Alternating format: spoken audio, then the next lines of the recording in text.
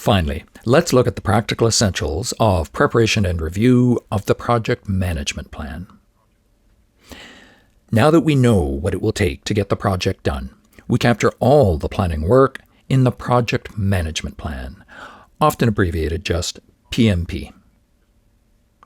The project management plan describes the essentials in each of the 10 PMBOK knowledge areas, providing a standard, structured document for stakeholder review, final adjustment, and approval before project execution begins. A typical project management plan table of contents includes the following. First, the background, including the need, the problem or opportunity, providing the key reason the project is being considered. The sponsor, identification of the organization paying for the project, with a single person as the formal point of contact. The customer, the end user representative, with a single person as the formal point of contact. And the business case, an analysis showing the benefits will exceed the costs, revised with the latest information produced during planning.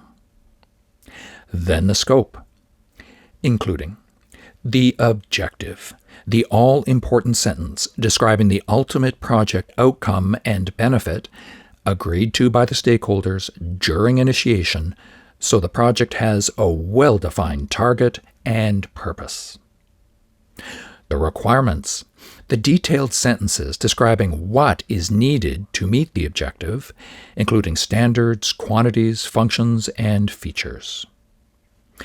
The solution, a description of the proposed solution with a graphic wherever possible. And the work breakdown structure, all the deliverables that will be provided to the customer at the end of the project, plus all those that will be produced by the project team and provided to each other just to get the project done. Then the schedule, including the precedence diagram, the graphic showing the logic of the project, how the deliverables fit together, and the Gantt chart, the schedule baseline, showing how the deliverables map onto the calendar, including identification of the critical path driving the schedule end date. Then the budget, including a deliverable costing, a listing of the cost of each deliverable, sometimes down to the work package level, and a cost curve. For large projects, a graph showing how the spending will proceed across time. Then the risks, including the risk register, and for larger projects, sometimes including a reference to a separate document containing all the response plans and other information. Then the issues, any significant problems already known before the project starts.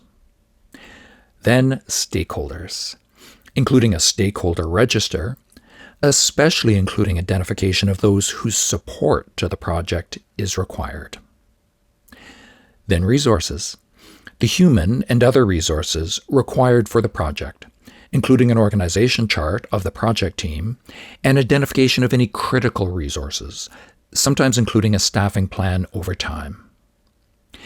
Then communications, documenting at least the weekly meeting, monthly review, and change control board meetings, plus any other planned communications, identifying who, what, when, and how. Then quality, how it will be assured, including at least peer reviews and user reviews. Then procurement, how contracted material and services will be managed, including the type of contracts and how they will be awarded, including known costs when selection has already occurred during planning. And then the change control process. This section is usually included to make it explicitly clear that anything already baselined, most importantly the project scope, time, and cost, must go through a formal impact analysis before any changes are made. And then finally, appendices, with anything else required, including any voluminous information, often including a requirements listing with a mapping to the deliverables that help meet each requirement. Appendices, or attachments, are sometimes also required for items like the work breakdown structure and the precedence diagram if they are large format, sometimes included in a fold-out, placed in a plastic envelope in the project plan binder.